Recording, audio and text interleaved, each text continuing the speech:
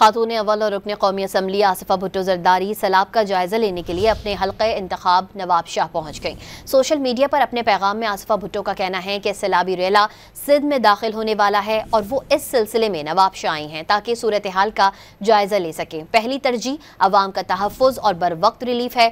सैलाब मुतासरीन के लिए मेडिकल कैंप्स कायम किए जा रहे हैं। कुदरती आबी गुजरगाहों की सफाई की जा रही है ताकि खतरात से निपट सकें।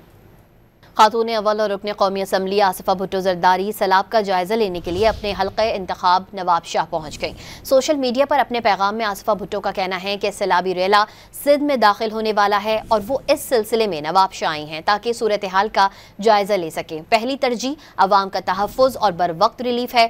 सैलाब मुतासरीन के लिए मेडिकल कैंप्स कायम किए जा रहे हैं। कुदरती आबी गुजरगाहों की सफाई की जा रही है ताकि खतरात से निपट सकें।